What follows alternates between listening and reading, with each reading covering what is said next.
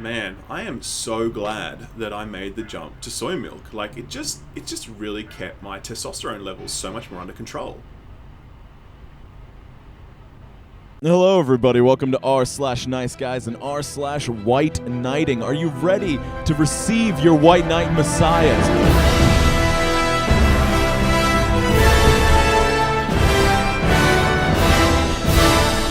Ladies and gentlemen, would you like a little opening? Hello everyone! Welcome back. White Knight edition today, everybody. If you don't know what's going on, don't worry. The comment section will have you covered. Don't worry, Ralph's It'll be Twitter, all through there. Ralph's Twitter has been confiscated. Okay, I'm going to be taking care of it for the next foreseeable future. Okay? That's right. It's going to be okay, Sam guys. has my login details now. Oh shit.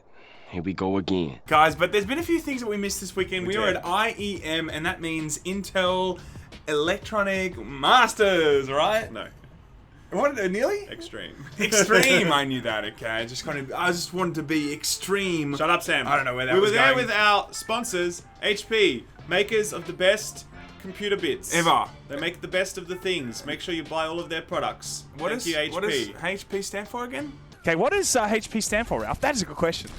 Harry Potter. So guys, we had a lot of fun there. That's why we were very busy this weekend. We didn't get a chance to do a lot of videos, but we are back and we are excited. There's other news, of course. New Sonic trailer, okay? New Sonic, no, not new Sonic trailer, No, but it's new not. Sonic is coming, everybody. I'm very excited. You know, for it, Young okay? got like 1.6 million views. on I his- know. We should have done a Sonic vid. Fuck you, IEM. Like, we missed out the chance to make our Sonic vid.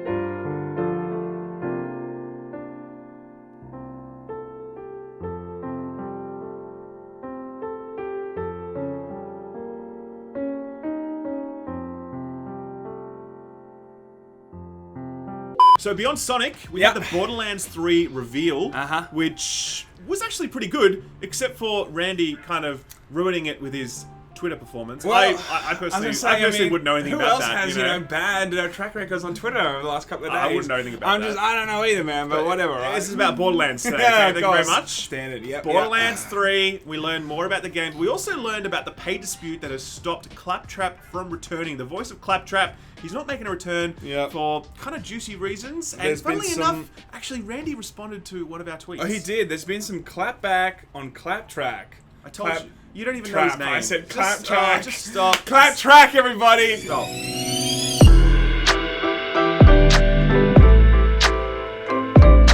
Okay, so Borderlands 3 reveal happened over the weekend. We didn't get a chance to talk about it. I was a bit meh about what I saw at the start, like in that desert area where Randy was taking us through the trailer, etc. But then I watched the streamers playing it, and they were playing with some way more interesting shit and some new environments. I saw the new trailer, and it's looking fucking solid. Yeah, at look, this I point. mean, I have seen a lot of, previous Borderlands. It's never been something that I've jumped on and played, to be honest.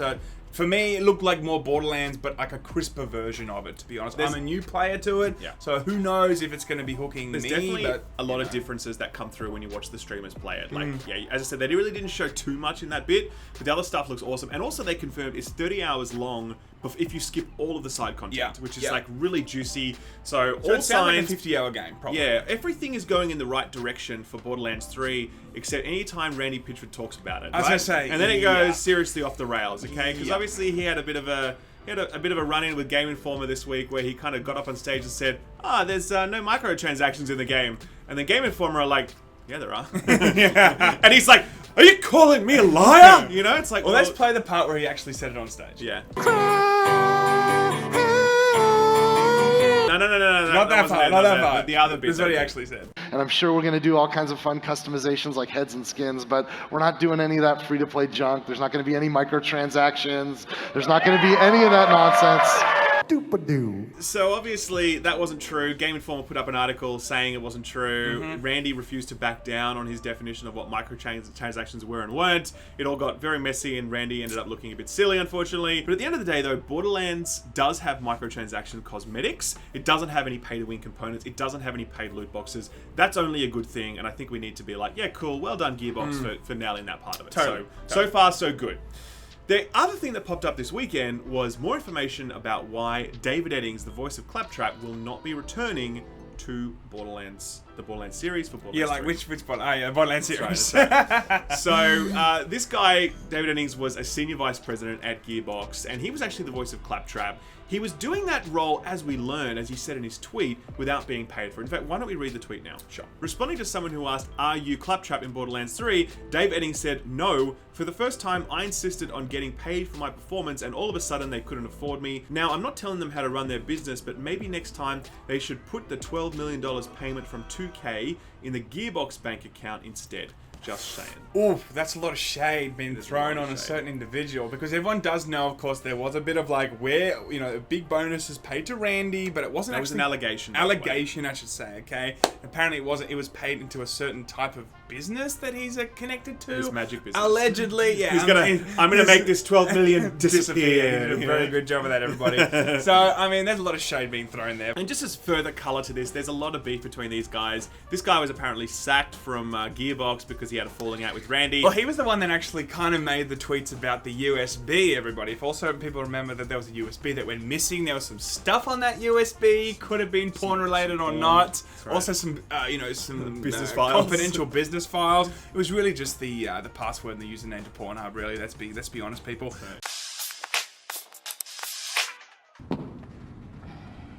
No?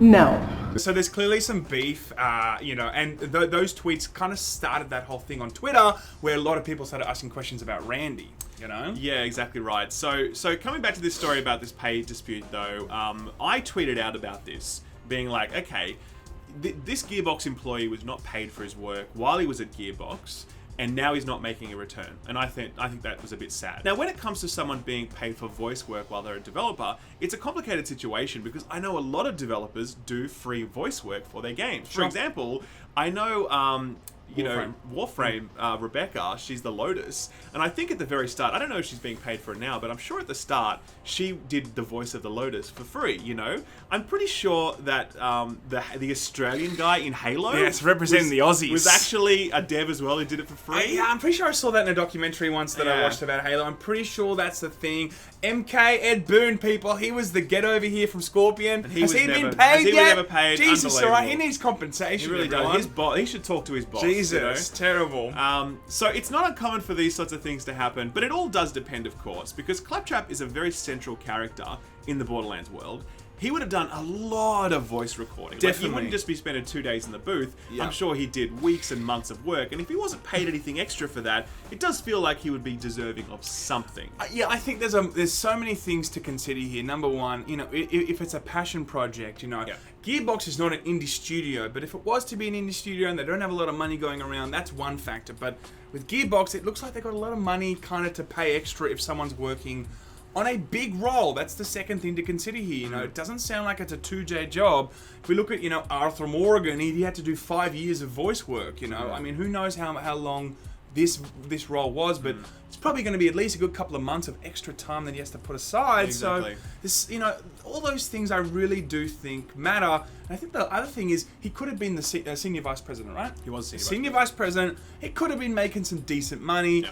Now, if he was just like, a lower pay bracket dev, then sure. It also depends on how much he's getting paid too. That's what I'm trying to say. Yeah, so there's all these factors to really consider. Yeah, there's a lot of mitigating factors there, but either way, it would have been nice to see, the voice of Claptrap, Dave Eddings, make a return, given how central Claptrap is to the whole experience. Yeah. And he's not going to return because they couldn't come to an agreement on price. We tweeted out about this, and then Randy Pitchford actually responded to one of our tweets, sort of, because someone else tweeted it and whatever else. Twitter's a mess. We claim it. Okay, it's our tweet. Randy's okay? responded directly to us. Okay, here's what he said about the It's in dispute. the thumbnail. It must be true. So this tweet thread is suggesting that Dave Eddings was forced to do this work for free, and then Randy responded saying this: "There was no force, he wanted it and reveled in it. The issue today is that Mr. Eddings is bitter and disgruntled about having been terminated. He was offered 2 times scale, he refused. I don't want him to do it unless he wants to do it, as motivation affects performance." I'm looking forward to that Polygon article. He wasn't forced, he wanted it. Motivation affects performance. Dear. Now, it's obviously new information that, Dave Eddings was offered twice scale. Now, scale we're going to take to mean, like, market rate. Yeah, that's a tricky one. We can't go really into it, but, like, the bottom line is a market rate for a certain kind of unknown voice actor might be a very low rate compared to someone that like Troy Baker or you know. So maybe he just looked at that and gone, you might be offering me twice as much as someone that has no name whatsoever, but it's really not up to what you should be paying me. Yeah. So we don't know whether or not Gearbox lowballed it, or we don't know if Dave Eddings is being difficult. Maybe because he's like fuck this. you. Exactly. Yeah, but it's probably somewhere in the middle. It's probably a case of these two guys clearly hate each other. Yeah. It's probable that Gearbox lowballed it. Probable. It's probable that Dave Eddings was like, fuck you, man, I'm gonna make you pay through the nose for this. Like, or maybe he just I'm didn't want want to do it, you know. Maybe he was just like, this is the way for me to do it. Just ask for some ridiculous number or something, and they can't do it because they just hate Randy now. Correct, you know, correct. I mean, look, this is one of those weird situations. I think when we're covering the news, where it's really hard to know exactly where to pin the blame. It is. Or really, you know, find out who the bad guy is. People, it could be a bit of Randy. Could it be, of course, a bit of Dave too? It could be both. Either way, it's disappointing. The new voice of Claptrap, he's pretty good. Like, it's pretty close. I think most people I won't couldn't notice. hear the difference, to be honest, because I've watched many other clips and I just didn't really hear the difference. So I definitely heard the difference as someone who really loves Borderlands, but at the same time, I was like, look, I get it. It's close enough. You know, you've done the best you can. It's not going to ruin my experience.